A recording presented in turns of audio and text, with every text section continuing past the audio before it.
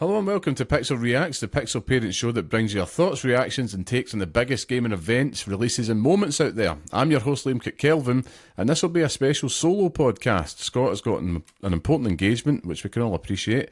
Family life is busy, so I'm just going to be doing this by myself. So yeah, bear with me, it's very scary in terms of like trying to fill the white space, but I've just got to waffle, which I'm pretty good at. I'm already doing it already. But yeah, we're here to talk about the Xbox Games Showcase. So let's just dive in. On our scale, I would say right off the bat, I would give this a 9 out of 10, this show. I thought that it was, once again, a demonstration of Xbox's ability to really be light years ahead of everyone else when it comes to putting together these showcases, everything from how it was presented, the cadence and rhythm of all the announcements, and just it had a very clear sense of narrative all the way through it. I thought it was just a great showcase, and there was a really properly impressive array of titles here to get excited about.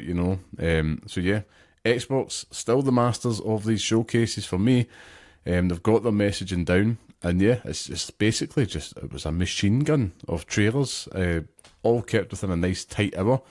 That I think that's the big difference between something like this and say a Summer Games Fest that we saw on Friday, which wasn't great. It wasn't great, and this was kind of the polar opposite of that for me anyway. Nothing felt like really waste or filler, and it was exciting. So by far, I think this is the best showcase this summer for me. Just pipping Sony's State of Play that we had earlier on this week. I just felt that there was just a lot more urgency, and it had just a couple more announcements in there for me personally that I felt carried a little bit more weight.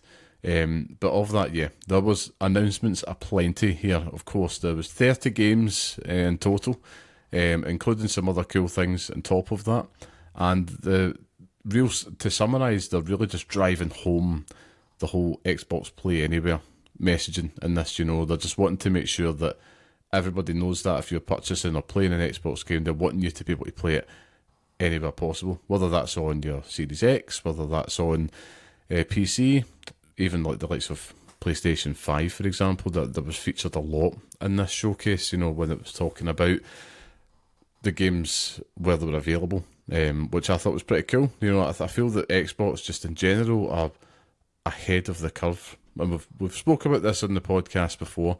I just feel like they get it. They know that the price isn't to go up. They know it's just to get the things everywhere, and they're clearly doubling down on that. It feels like things are coming together, or they've came together. We're past the point of the dominoes falling, as we've always been saying for years, but it feels like, yeah, there's a bit of a swagger, there's a confidence, there's a bit of momentum around this strategy, this path that they're going down. And I'm all for it. I do think that there's something exciting about Xbox's vision here. And there is, just even from a value perspective, something we talk about in the show all the time. When you can't beat that buzz when it says, and it's coming to Game Pass day one as well. It's like, yes, I don't need to spend 70, 80 quid, which is always a good thing for me because, yeah, every penny's a prisoner. I'm sure everybody can appreciate that these days. But yeah, so they kick things off in the showcase. Let's just go right back to the start. And what we'll do is we're just going to go through one by one what we saw, just give you my thoughts on that. And if there's any more information we can get from Xbox Wire following these announcements as well. But they started things with a tease and a reminder, effectively, that the Outer Worlds 2 Direct is coming, just with a new trailer for it. And so the Outer Worlds 2 Direct followed this showcase. Now, I'm not going to be discussing anything about that. I think that's very, very straightforward. I watched it. There's nothing really new. It's just a deep dive into the game. I'm excited to play it. But this was a good way, I thought, if you really weren't interested in the Direct, let's just put a trailer in there, just to remind people that it's on the horizon. Trailer looked good. It definitely looks like a step up from the first one. It did feel a little bit odd, if I'm being honest, to kind of kick off the show with this. I get what they're trying to do, and I appreciate it, whet the appetite, but I mean, it was a solid trailer. Looks a lot better than the first one that I mentioned before, and it's coming on October 29th to Xbox, Steam, and PlayStation as well. Quite refreshing to see, the use of like the PlayStation logos when they were revealing the release dates on this, which is pretty cool. It's the future. We're no longer in gated communities, walled gardens. So yeah, that was very much setting the tone for what we're going to see in the rest of it. Then we finally start to get into the meat and potatoes with the thing you love to hear all the time at Xbox shows. World premiere. We heard that a lot. And this, I have to say, it's a game that our Scott would hate, I think, just because it's a first-person game. But it was High on Life 2, which is coming this winter to Xbox and PC, and day one on Game Pass.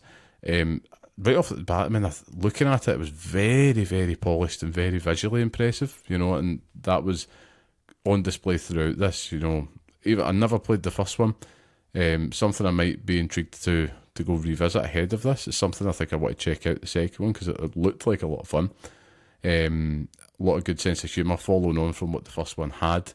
But yeah, it's just a little announcement there, just to kind of get things moving. Day one Game Pass, we love to see it. And then the rhythm just doesn't let up from the showcase at this point. As soon as it ends, we're at the next trailer, and that's the pace that we see all the way through this show. Something that I'm struggling with just now. Doing this by yourself, I have to say, you have to find a pace. It's quite strange. I suppose it's more like a vlog, if anything else, but I'm missing having somebody to bounce words off of here. But I'm sure Scott would agree. He would have seen High on Life 2 and thought, that's not for me. So that's what that's my yardstick. Is it for me? Is it for him? So we then got another world premiere to follow this up. So this was one featuring in-game footage. Again, this is something that was prevalent throughout the whole show, which I thought was really cool to see. Xbox have done this before in the past, but it just gives a sense of confidence to what they're showing off, and they're being very clear and up front. It's like, is this actually an engine? Is it cinematics? And that was always down at the bottom of the screen. Sometimes it was just an engine, sometimes it was a mix of the two. I like that. I like the transparency. But we got a very, very stunning trailer here for this world premiere. None other than Resonance, A Plague Tale Legacy, which is coming 2026. Now we're talking. This looks like a game for me. I love the historical action vibe that they're going for here. Looks like it's taken further in the past, of course, in the Plague Tale universe, I suppose. And yeah, it's every part. It had me guessing all the way through it, because I'm like, what could this possibly be? My mind was racing. I was thinking, that for a second I was like, there's a bit of an Assassin's Creed vibe about this. It's like, they completely rebooted Lara Croft in a strange way. Your imagination's absolutely running wild throughout it, but definitely one of the most stunning trailers that was on show here, which is impressive because there was a lot on show here that was visually stunning. But it's going to be an all-new original story, and it's going to be set 15 years before the events of the last game, A Plague Tale Requiem. So they're taking, clearly hinted at in the trailer, this is coming from Xbox Wire, a new action-adventure approach. So players are invited to dive into Sophia's past and journey with her to the Minotaur's Island, outsmart deadly foes, unravel ancient secrets, and confront the creature at the heart of a devastating curse. Her sword in one hand and light in the other, Sophia will plunge into the myth of the macula until she understands why it resonates so intimately with her. And like I said, that's coming 2026, Xbox Series S, PC, cloud to play anywhere, and day one with Game Pass. So that's something that to get excited about. Definitely go check out that trailer. It's well worth it. We moved on then to the next one, and this was probably for lots of people that have watched it, and for myself as well, probably announcement of the show, which is Xbox dropped the news we were all hoping for, which is the Xbox ROG Ally and ROG Ally X. So two brand new handhelds that are basically going to be, again, come from Xbox Wire, combining the power of Xbox with the freedom you expect from Windows. So both of these, they'll be launching this Christmas or this holiday for those across the pond. And yeah, it looks everything that we want in terms of an Xbox handheld. I think they had put some specs in there as well, which I'll get up just now just to talk it through, because this is definitely worth, this is worth gushing over. It's finally, how long have we been talking about it, just being able to have that Xbox Game Pass experience, something a little bit more dedicated. It's nothing new, but just something from them with that kind of official Xbox stamp on it. To give a little bit more confidence to those wanting to wade into the handheld market. We know the ROG Ally has got lots and lots of big supporters around there. People swear by it. But this is how you get me in. I am very interested in playing this. And I'm sure a lot of our listeners will be as well. Handheld gaming is so vital for parent gamers, but just even older gamers in general, where you can't use the big telly and you need a handheld to get your fix in. This looks like it's going to deliver, and it's not just rooted in the Xbox ecosystem.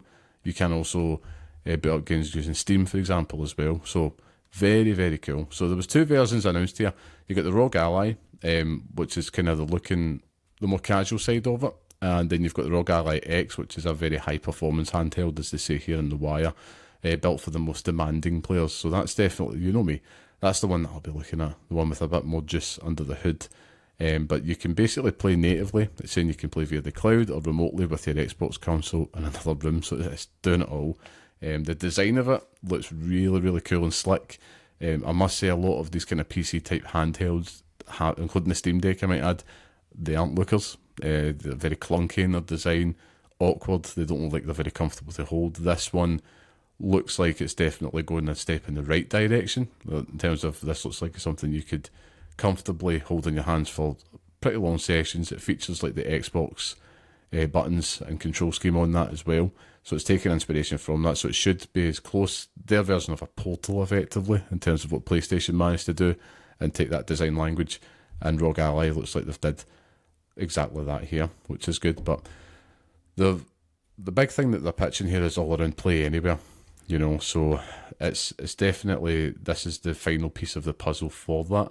And Windows 11 is definitely going to be running that, just to kind of make sure that you can do exactly that, access that gaming library from anywhere, and just kind of go forth and play what you want when you want with it. So they've got a new Xbox experience for handheld in this as well. So it's just like a new kind of menu bar system. Definitely worth checking out in the Xbox Wire to see it. You have things like, the dedicated Xbox button that's in here on the device itself, some contoured grips and some accessibility features as well, which is quite cool.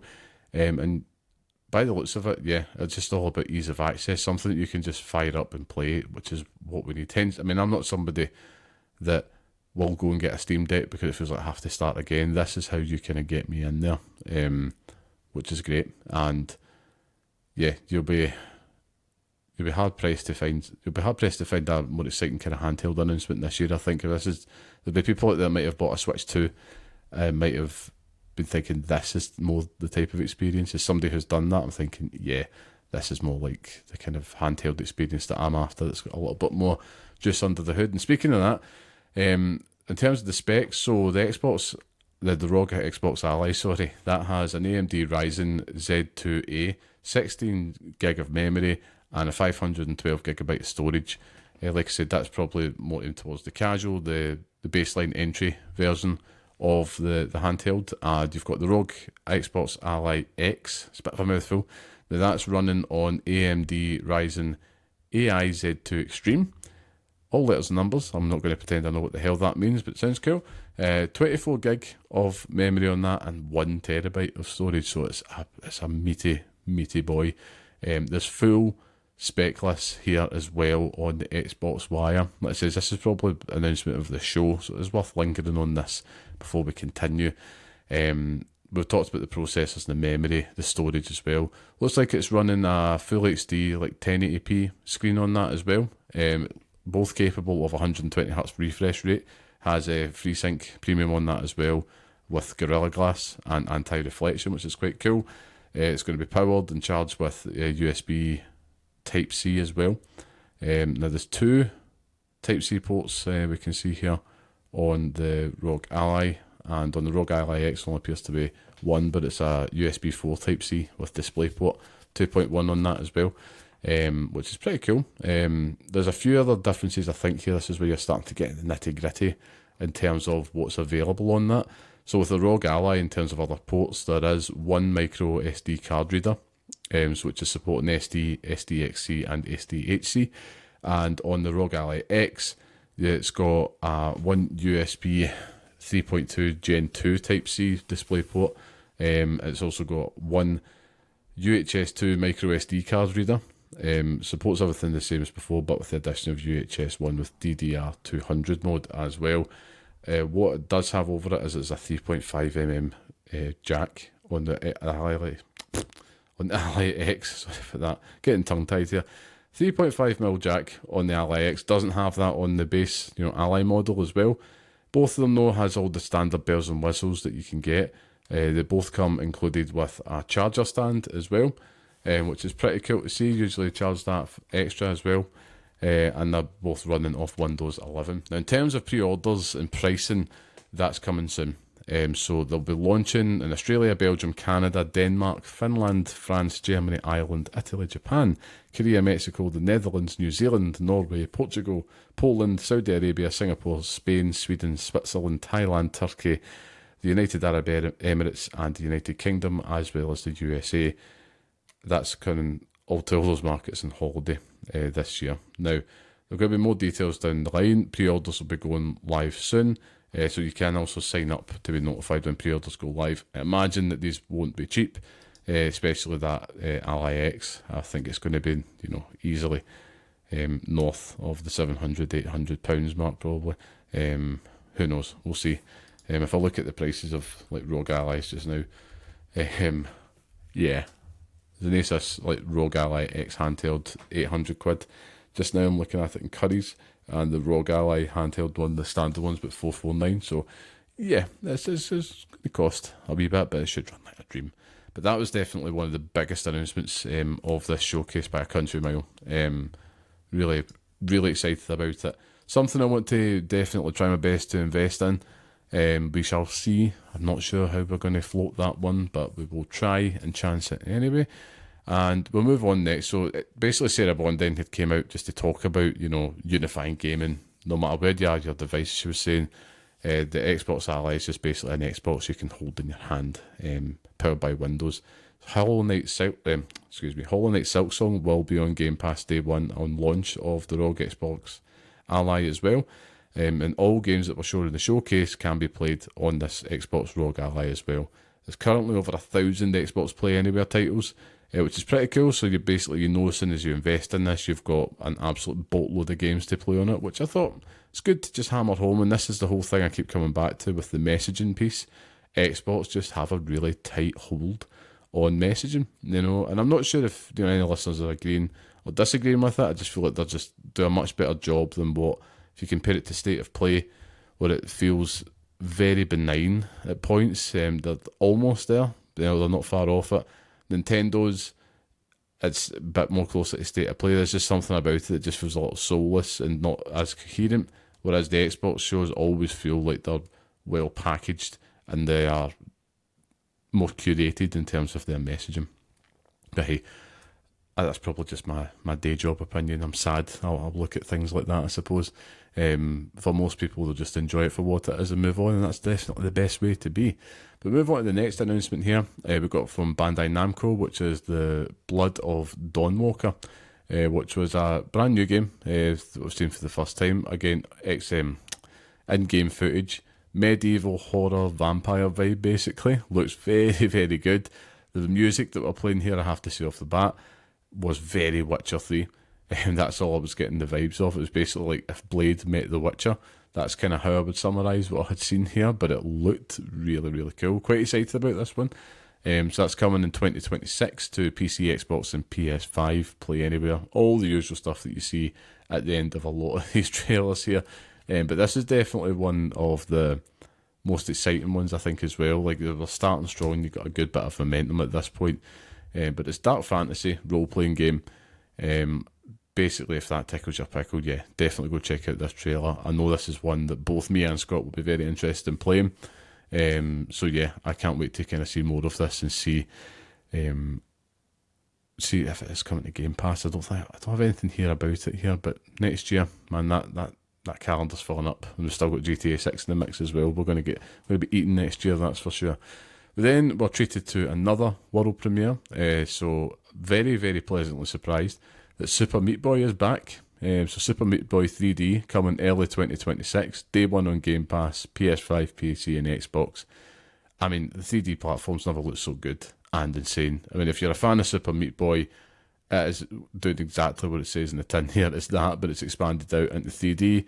Looks nice and polished. The graphics here, a bit more of a 3D animation style than the 2D version of it. So it's slightly different, but it's still very much got that identity about Super Meat Boy about it. Very excited to get my hands on this one. This would be a perfect one that you could play handheld, for example. Just these type of games that you want to be sitting down and just kind of locking in and taking on the challenge of it. So yeah, that's coming in early 2026. We then moved on to an announcement from Xbox Game Studios. So this is from Koei Tecmo, Team Ninja, Platinum. Obviously we know where it's going. It's Ninja Gaiden 4. Looked good before, looked amazing here. Very polished, well presented in the trailer with a lot of the gameplay shown here. You know, just a solid trailer. Coming October 21st, which is great news. Xbox, PC and PS5. Day one on Game Pass as well. I know that that's around Scott's birthday as well, so he's going to be very happy to be digging into this during that kind of birthday celebration. Couple of days as well, so hopefully that's a nice wee treat for him to learn once he listens to this podcast later. We then moved on to one that I had called in our Xbox Showcase Predictions episode, which is obviously we've got Bethesda Presents, and it's Indiana Jones in the Great Circle. We're getting that DLC expansion, all new adventure, the Order of the Giants DLC, and that's coming on the 4th of September to all platforms, which, great news, absolutely great news. This is definitely something I'll be getting and checking out. I loved Indiana Jones in the Great Circle, one of the best games of last year, and yeah, just give us more of that. Just looks like we're going to be going back to Rome, under the city, big conspiracy there and mystery to unravel on the search for this secret relic underneath the streets of Rome. All in on that. Very straightforward one, but a good announcement nonetheless, and yeah, wrap that one nice wee bow. Fantastic, move on, and a point on the board for our predictions. We then got a really cool surprise here next, which is another world premiere, in-game footage cinematic, and only to be greeted with Game Freak. And all I have in my notes here is what all the people I'm expecting. Game Freak, obviously, makers of Pokemon, they're back with a new IP out of absolutely nowhere, and it looks insane. It's Beat of Reincarnation. Sorry, I think I've got that name wrong. Actually, just let me double check here. But it's an all new IP that's coming from them, and it's basically, how can I describe this to you without having to watch it to yourself? I would say, it's basically like Souls-like dark fantasy, very Japanese culture inspired, set in the year 4026. There's a clear mix of like fantasy, magic, tech, really cool vibes about it, and it's coming in 2026 to Game Pass, all platforms, and yeah, I am very excited for this. This was one of the big surprises of the show, by a stretch, easily. Beast of Reincarnation, sorry, it was. So it's a first look at that one. It's a new action RPG from Game Freak, set in post-apocalyptic Japan.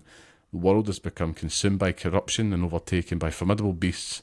Here we're going to be playing as Emma, a cursed outcast, and her loyal dog Ku as they journey through a dangerous, ever-shifting world that demands precision and mastery of technical combat, and we have to uncover what it means to be a human at the edge of extinction and Beast of Reincarnation. It looks like you would not think Game Freak are behind this, because that is a looker. It looks very, very good. Definitely one that you should go check out if these are your type of games, but very pleasantly surprised by that. Again, you need this in these type of showcases, and I was glad that they had something like that here, just to, there was no insider trading about this one. There was nothing like, the usual suspects on Blue Sky, etc., leaking stuff beforehand. Great. I love these type of announcements that just come out of left field. Fantastic. But we move on to the next one. This is definitely one of the, probably this might be my favourite one in the show, I think. So we've got a new game here from Xbox Game Studios, and that is Clock Revolution, which, yeah, it's a new steampunk RPG, and it looks absolutely amazing. Basically, I got such a Dishonored vibe from this, and I was immediately in, knowing me, because that's one of my favourite game series. And there's a clear sense of humour. It's dripping in this kind of British style humour, Cockney charm. It's first person shooter. So really it was an intriguing reveal into the world. They took their time with this trailer. It didn't go by in a flash. One of the longer ones, but it did not feel like it was dragging on at all. It's just one of those games that you just want in your hands now after seeing it, for me anyway. But I do think I was watching it and I was thinking, Xbox really do nail having these games, attached to them with this kind of British charm.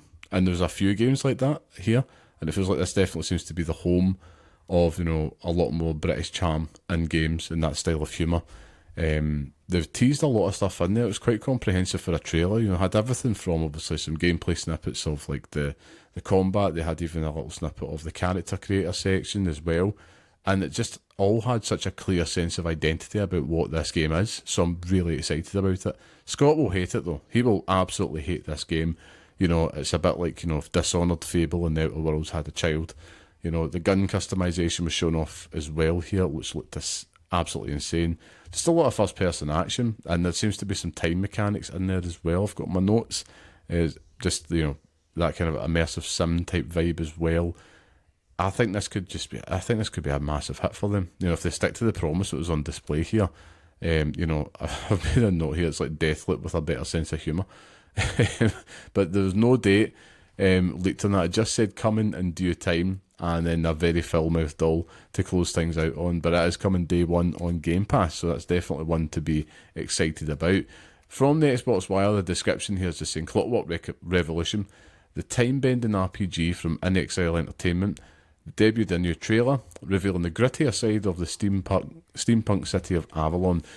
This is where the downtrodden steal to survive gangs prey on the weak, and where our hero Morgan calls home. After discovering that history has been carefully crafted by the city's ruler, Lady Ironwood, you'll use a time travel device to go into the past and set things straight in whatever way you see fit. Now, there's also an exclusive interview on Xbox Wire. I'm going to go check that out after this show, they're going more into talk about what makes the game tick, as they say here. But it looks like they're teasing things like reactive storytelling, weapon crafting. Yeah, this just was an absolute 10 out of 10 knockout announcement for me. I'm so excited about it and can't wait to see more. But we shall move on. So Matt Booty had then graced us with his presence, the president of game content here at Xbox, and he was just talking about Xbox Game Studios. Again, just hammering home the Play Anywhere Day One Game Pass message, which I absolutely love. This is the strategy getting into its groove, as I said earlier, and the showcase has a clear narrative, which is absolutely superb. As we said, those dominoes are falling. They're just like, they just feel ahead of the game. They're not leading the chase, but it's so refreshing just to see how they've managed to finally pull something together after being in the wilderness for so long. But yeah, it's definitely just good to kind of see them. Obviously, no surprises. Phil Spencer will show up later, that trifecta of the team. And it's just, again, that nice element of consistency about it. But then we moved on. We got a new world premiere, and it was... what was that again, actually, in my notes? Yes, it was Grounded 2. Which was another pleasant little surprise coming from the show. So we've got a full trailer. It's more of what you'd expect if you played Grounded. But yeah, you're basically just back in amongst it, battling big bugs, spiders, etc. And yeah, it's been built in partnership with Eidos Montreal. It's going to be launching in game preview on July 29th. So that's pretty cool for fans of Grounded. Not a game that I had actually got a chance to play myself, even though I could have with the Game Pass, but I think it's, I don't know, I think I need to check it out without the spiders. I think this is one that has the arachnophobia filters on it as well. That whole, Honey, I Shrunk the Kids vibe is strong still here, but it looked cool. It might be something me and Scott will have to go check out in the game preview, because as they had mentioned, over 25 million players on that, and you can play it in Xbox and Steam. Very impressive numbers, can't deny that at all. But we move on. We got new in-game footage here from none other than Bloober Team, and basically it's a brand new third-person action horror game. What was the name? Oh, Chronos. That's it. Chronos. It looked absolutely fucking terrifying. Chronos: The New Dawn. I won't be playing this game, but Scott will be, because I'm an absolute coward. Dead Space fans, get ready. Fall 2025, so it's coming this year to all platforms. It's going to be Play Anywhere as well. It just looked absolutely like an arse clench for me personally. It's not something that I would touch, but I'm watching this and I know somewhere Scott is in for an absolute treat. He became a massive Bloober Team fan after the Silent Hill 2 remake. So yeah, It looks like that influence is plain to see here. We've got this from The Wire on it, just to give you a description. So in this gripping third-person survival horror, step into the shoes of the Traveller, an agent of the mysterious collective whose mission is to salvage what remains of humanity. In the time-warp nightmare of the future, monsters known as orphans stalk the land, emerging from the downfall of mankind. These grotesque creatures confuse together to create even deadlier foes. And in the gameplay trailer, as we mentioned here, they've witnessed the Traveller descending into an orphan nest, confronting the twisted creatures that inhabit its depths. The corpses of fallen travellers still tell a grim tale, yet their final recordings offer crucial warnings. Can you succeed where others have failed? So yeah, again, just that peppering of diversity of games that's on show here. Nice one for the horror fans out there. Not one for me, so I'll move on to the next, but definitely this will be one Scott will absolutely be playing without a shadow of a doubt. We then got Bethesda. We've got the Elder Scrolls Online update, but it's always here. It's tradition at this point. It's the game that I wish I had time for. I say this every single year when I see it. And it was just such a chill trailer. It really just was a vibe after that kind of horror that came before it. They really know how to market this game, and every time I'm like, I should give it a go. I really should give it a go. But anyone that does play it, let me know your thoughts. But they've got a new update, Seasons of the Worm Cult, and that's coming on June 18th, which sounds pretty exciting for Elder Scrolls Online fans. We then got another world premiere following this. So we've got in-game footage and cinematics. It looked good. Did have a little bit of lip sync issues in my stream at the start of it, but I think that was just a streaming issue. But this is a new game from Don't Nod. So it's immediately got Interstellar vibes from this. It looks like basically it's a new game called Aphelion, which is basically, as described here in The Wire, as a sci-fi adventure grounded in real world science. So yeah, if you know me, I'm absolutely all about this. It says major interstellar vibes. You're crash landing on this kind of strange ice planet, and very heavy on third person exploration by the looks of it. The description here we got from Xbox after the show. It's a third-person sci-fi adventure from Don't Nod, who of course make Life is Strange. After crash landing on a frozen planet, astronaut Ariane must navigate brutal terrain and shifting realities to rescue her injured partner Thomas. Blending exploration, traversal, and tense stealth gameplay, Aphelion delivers a cinematic, emotionally charged journey through an uncharted world. Players both characters to understand the mystery of the planet Persephone, and a story grounded in real-world science and made in partnership with the European Space Agency. Aphelion arrives in 2026. One I'm absolutely going to be all over. It's going to be on day one in Game Pass. I will be there. Day one, absolutely no bother. Can't wait to see and hear more about this game, and it looks like there was a little alien monster tease at the end, so it looks like, not everything is as it seems. A little bit of peril and jeopardy in the mix as well. Then the world premieres just keep coming on. We've got another one right after this, and this was again probably up there, almost taking my pick for game of the show. This one. In-game footage, and it was a brand new game called There Are No Ghosts at the Grand, which is coming in 2026. Now, this was one, again, we talked about earlier about having a sense of identity about yourself, knowing exactly who you are, and basically it got me immediately, had that British charm again, and just loved the kind of ska reggae vibe that was here, and there was a little bit of Scottish VO from what looks like on your computer assistant on your gun. It looks, at the initial viewings, I was like, it looks like a clean-up sim, hook it to my veins. Obviously, I'm a big power wash simulator man.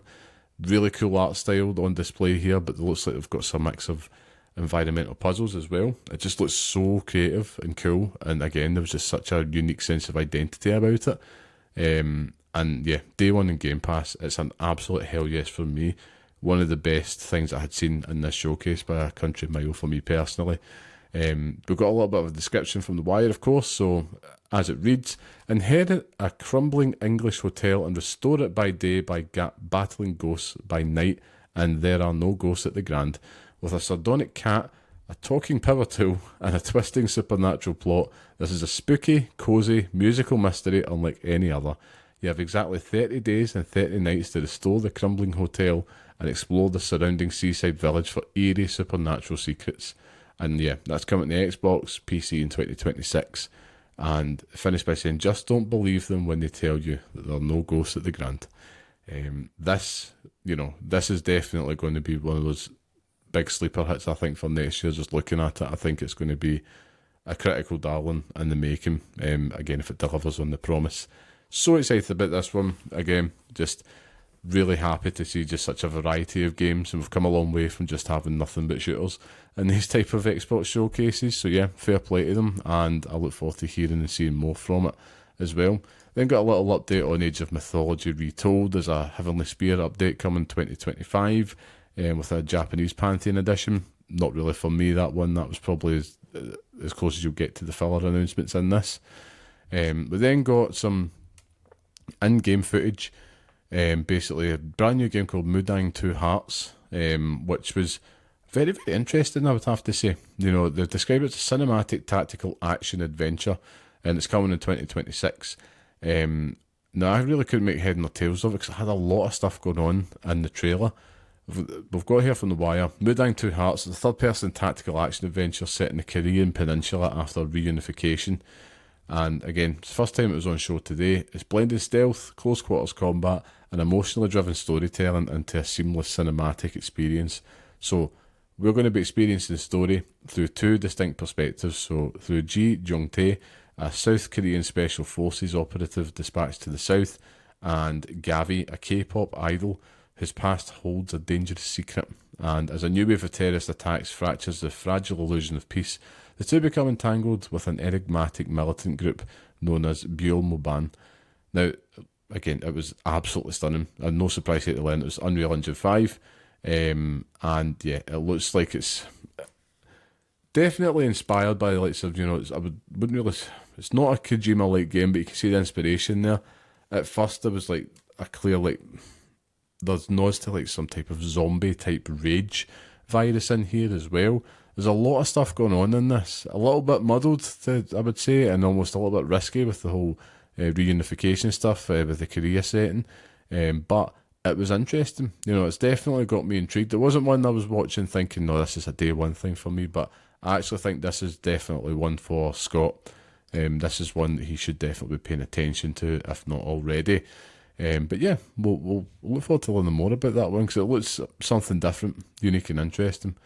But then move on to another world premiere. We got this, Planet of Lana 2, Children of the Leaf.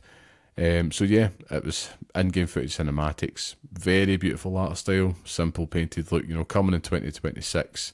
2D puzzle platforming, look cool. Definitely looks like a day one kind of play for me. This is definitely one that I would delight if I had that handheld. This is one of these type of games I'd love to be playing on that. It just looks perfect. But we'll move on. We then got a Fallout 76 update, which of course feels like tradition. There's a Gone Fishing update, which is available now. So they're adding fishing, of course, to it, and a few homestead things as well, all a bit more of a cozy gaming vibe. It's pretty cool to see. It looks like it's pretty in-depth. I'm not a Fallout 76 player, so I can't really just attest to much to it. But yeah, you're getting the update. Feels like it wouldn't be an Xbox showcase without something on Fallout 76 at this point. Was a little bit, I was hoping at the time that maybe they're going to segue into a Fallout 3 remaster or something like that. The wishful thinking starts kicking in, especially ahead of the new season arriving on Amazon at the end of the year, but not to be, I'm afraid. But yeah, we shall move on to the next one. So we've got another world premiere. Again, they just came thick and fast. In-game footage again, and this is a solo leveling Arise Overdrive, which is basically the most Scott Curry-esque game of this show, I would say. Looked like it had like type Souls-like action, 4-player co-op. It does look his jam though. Not one for me, but it's a cool change of pace in the show at this point, and that's coming in fall 2025, and a version for Xbox Series S and X, I think, in 26.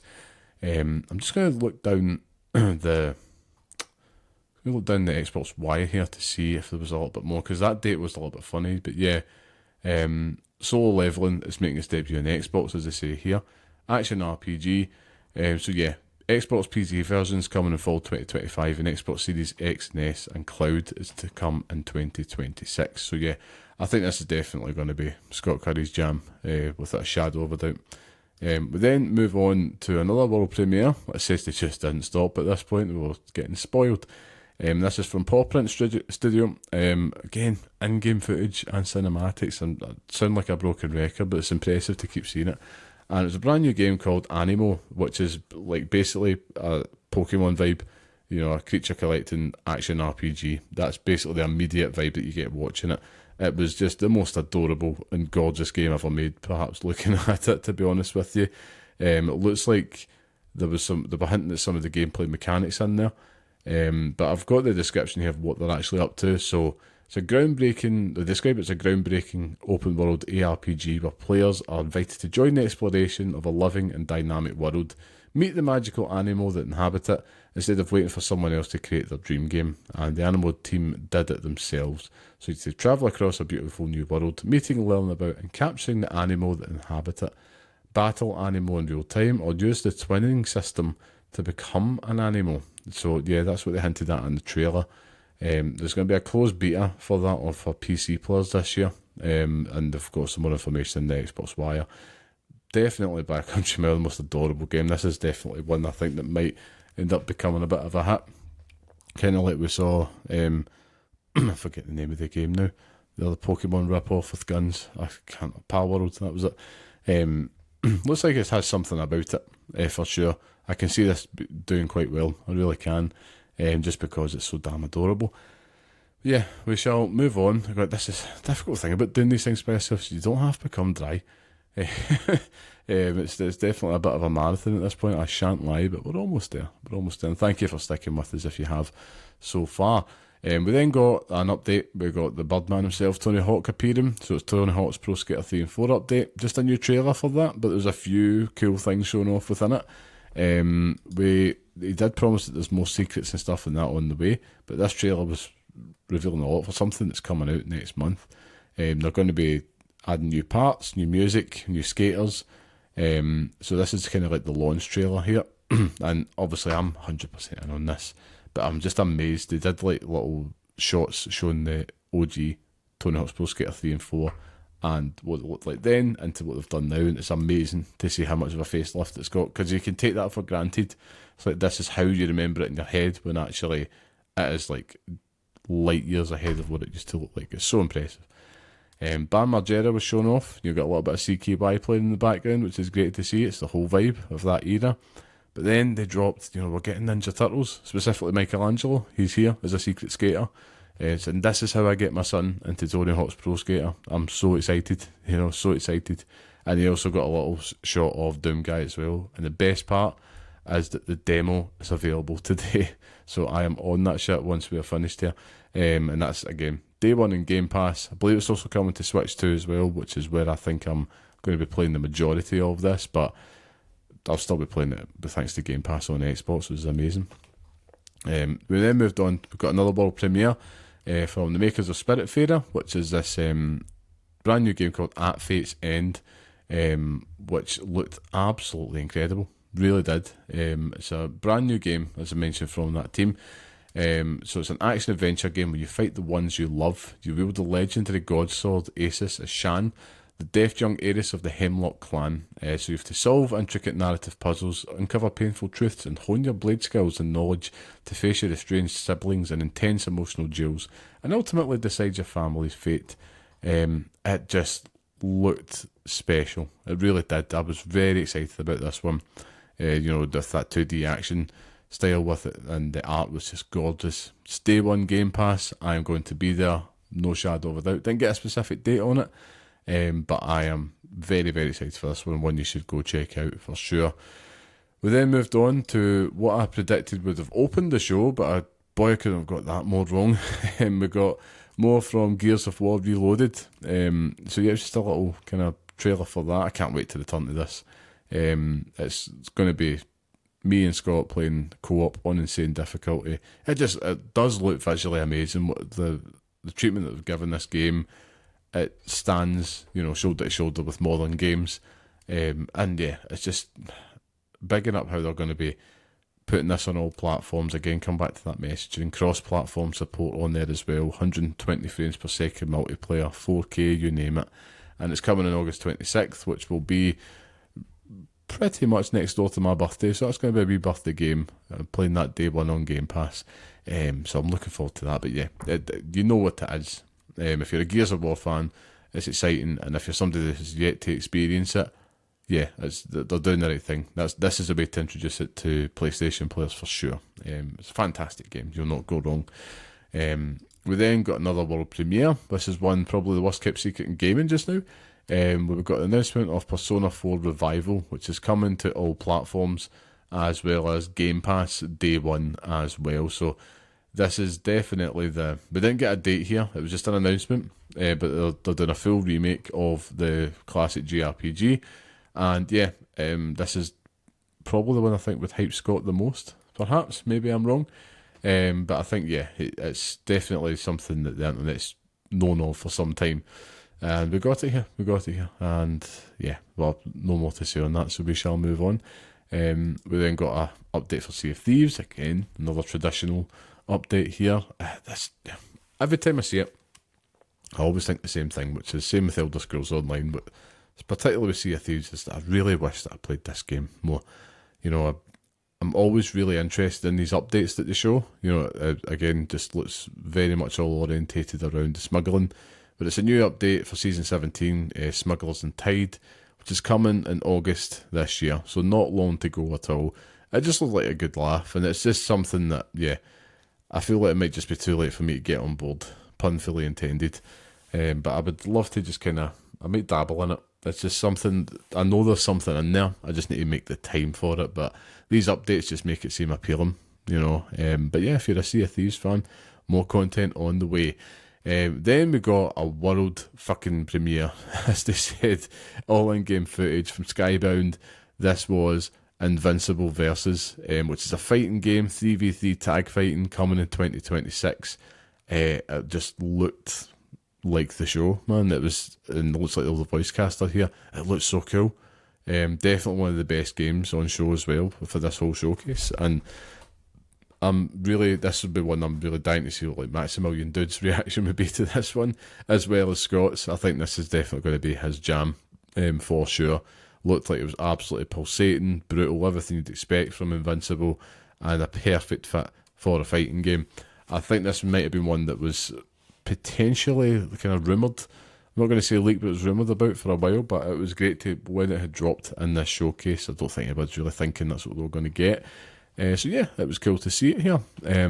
But I digress. We will move on to a very big announcement, another one that we had predicted in our prediction show, which is that little Square Enix logo. Final Fantasy VII Remake Intergrade is going to be coming to Xbox this winter. But that wasn't just it. We also got the huge announcement that Final Fantasy 16, which Scott had called specifically, is announced for Xbox, and it's available from today, which is an insane announcement, but very, very exciting. Very exciting.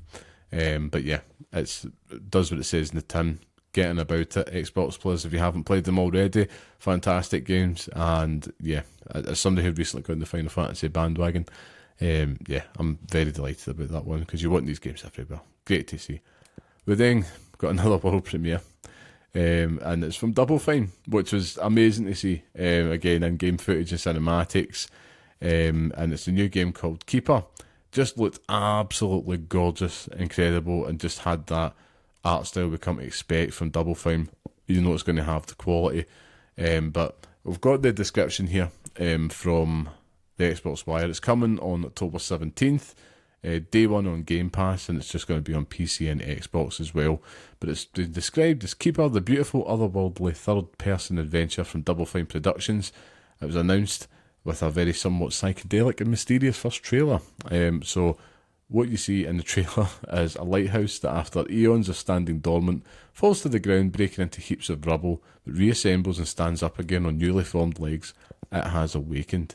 Yes, folks, that's right. In Keeper, you play as a walking lighthouse, able to shine a beam of bright light that affects the world around it.